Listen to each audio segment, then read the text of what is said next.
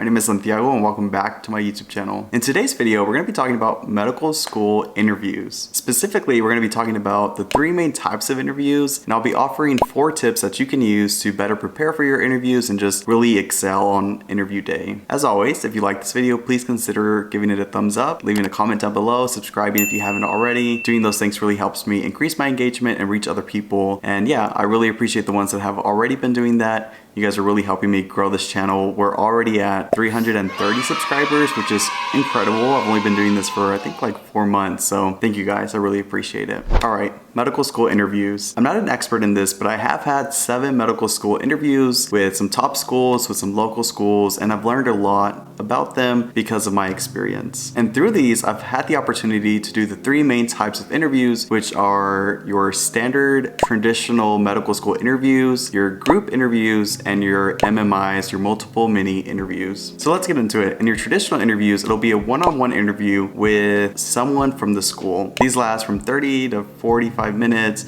even an hour really, and you'll be interviewing with faculty members, community members, current students, or a physician that is affiliated with that medical school. There are standards that are put in place so that each interviewer, no matter who you get, kind of has this basis that is standardized to the school, but really the style and the questions that you're asked will be up to the interviewer. This is important to know because you will want to be able to engage with different personalities and different styles of interviewers, no matter who you get. Another thing you should find out about before you go into your interviews is this going to be an open or closed interview? Open interviews means that your interviewer has seen your application, they know who you are, they've read a little bit about you, and then your closed applications means that they don't know anything about you except your name and maybe the school you came from. This is important to know so that as you talk to your interviewers about who you are and what you've done in undergrad and what's led you to this point in applying to medical school, you know exactly what you should bring up, what you shouldn't bring up, and maybe what you don't need to expand on because you've really nailed that down in your interview. Personally, I had 6 different one-on-ones with 4 different schools. So one school had 2 one-on-ones, another school had 2 one-on-ones, and then the other 2 just had 1 and 1. So a total of 6. And my experience was that these are really conversation type interviews. Most of mine were open, so they already read about me, they already knew my application, and really they were just trying to see who I was and if I could converse with them and really engage with the different topics that they presented and was able to answer the questions that they presented me with. But yeah, traditional interviews are pretty cool.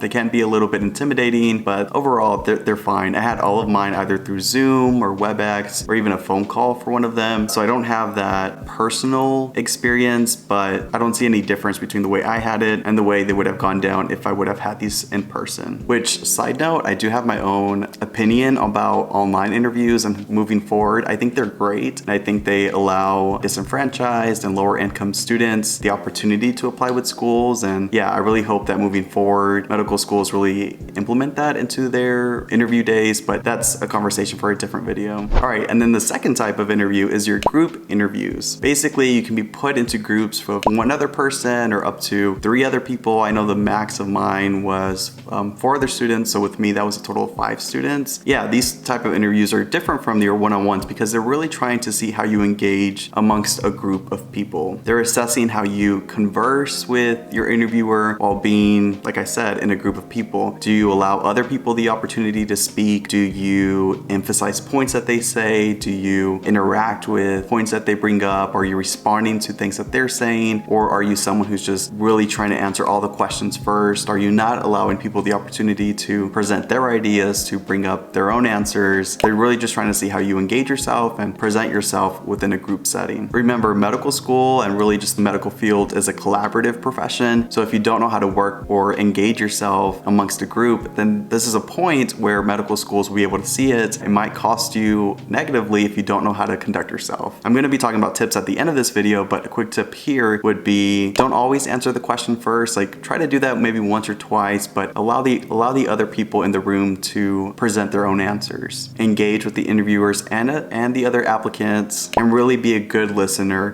Make eye contact with the camera if there's still virtual interviews in the future, or eye contact with the people in your room if it's happening in person, and nod your head. Be an active listener. My experience was that I had 2 group interviews with 2 different schools. Again, that was all online. I had current medical school students interview me with groups of 4 and then 5. Overall, they were cool. They were pretty chill. They were very open conversations with the students. They made it very clear. We're just trying to see if you're a real person. And I think part of that is, are you a real person who can interact with others and be in a group setting? All right, and then the third type of interview will be your MMIs, your multiple mini interviews. These will be 6 to 10 questions or prompts that you're presented with that you will have the opportunity to answer over like an hour or an hour and a half. The way it works is you'll be presented with a prompt or a question, and you'll have about 1 minute or 2 minutes to read that question or read that prompt, decipher what it means, and come up with your own answer or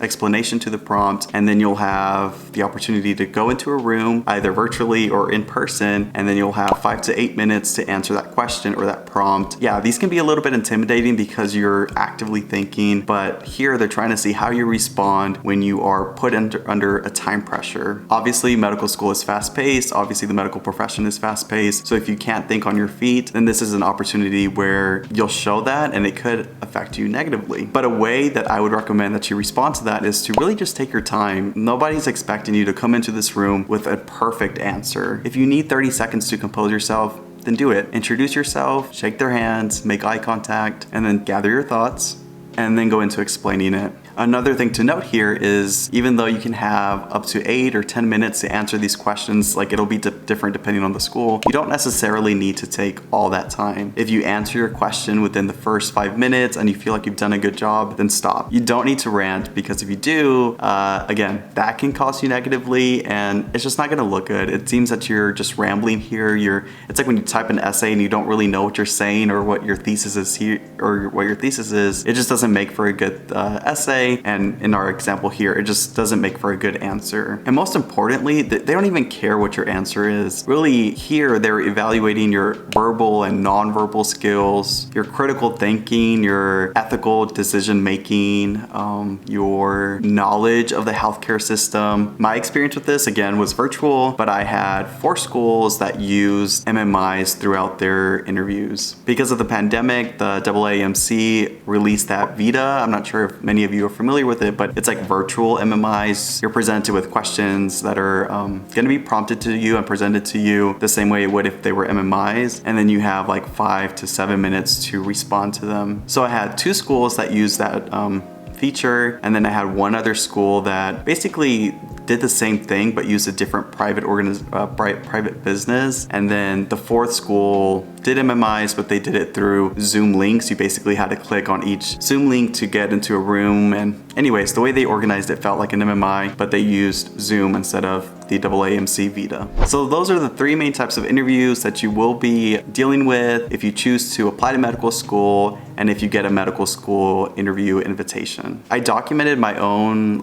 journey with back-to-back medical school interviews that I had with 2 different schools. You can check out that video. I document how it feels to interview virtually and offer, I think, 4 tips there. Please go check that out. But I will be offering 4 tips here as well, just to go with this video. So the first one is be prepared. And that means a number of things here. The first thing is be prepared in terms of understanding your application. Remind yourself of your personal story, remind yourself of your primary application, and remind yourself of your secondary application. As I've referenced, if you get an open interview, or if your interview is open, the interviewer will already know your application. In fact, they'll probably know it better than you because they're reading it the morning of or the night before. So if it's been months that you haven't looked at your application and you get asked, oh, what is this CAEO organization, or what is this, SSS stipend that you got, and you don't even remember what these acronyms mean, that might set you back. It might seem that you just threw it in there without really understanding what you took part in or what they were. So the night before, take that time to read your application, thoroughly understand each word that you put in there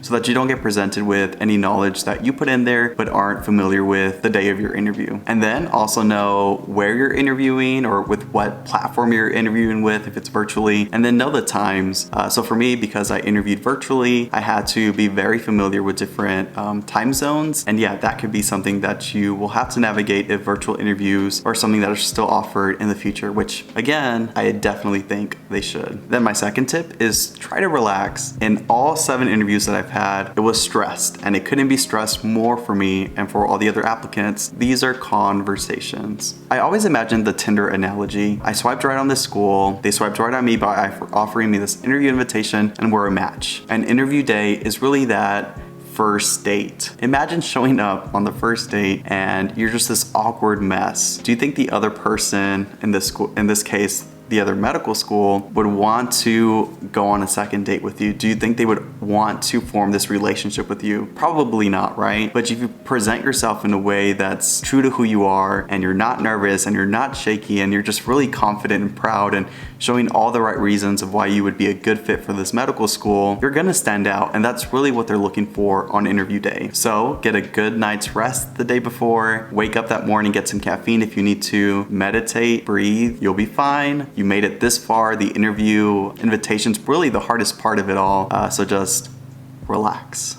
So then my third tip is to ask genuine questions. And when I say genuine, I mean questions that you actually care about. I don't know, for me as an applicant, I kind of felt when a student was asking this like forced question that they probably looked up on Reddit or they, looked up on Google. And I don't know, I just imagine being in an interview and hearing this question and the way it's phrased exactly for years. And I don't know how that would make me feel as an interviewer. However, there were some genuine questions that I heard from other applicants and for myself, I would hope that really intrigued the interviewers and made them think like, wow, this is such a great question. Like we haven't heard this before, or this is a great take, or the way you phrase this question made us think of it differently. And those are the questions that are gonna make you stand out. It's gonna make them remember your name, and it's gonna make them wanna genuinely answer your question in a way that is intriguing and interesting to all parties involved in interview day. So my advice to you would be to look up their goals, their mission, your application, maybe, the things that matter a lot to you. So for me, that was diversity, and try to find a way to ask a question about the things that matter to you in a way that's unique, that's genuine, and that is still interesting to the medical school. And yeah, I would try to have 1 or 2 questions ready to go, but no more than that. And if you don't even get that, then that's okay. Be a sponge, soak all the stuff in.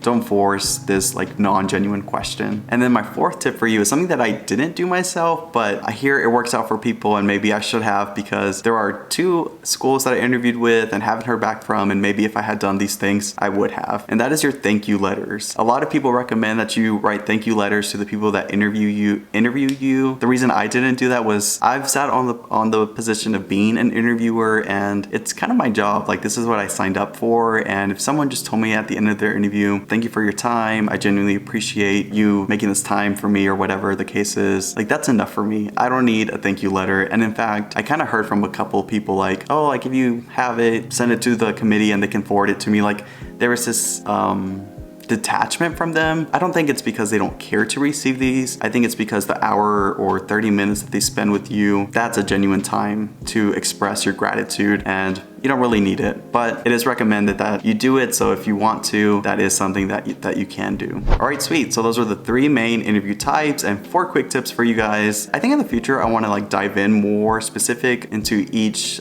interview type and offer more tips and maybe do some examples with y'all. But I just wanted to add on to the interview video that I already have and kind of give an overview to what you should expect. As always, take care, wash your hands, get vaccinated as soon as possible, and I'll catch you guys on the next one. Adios.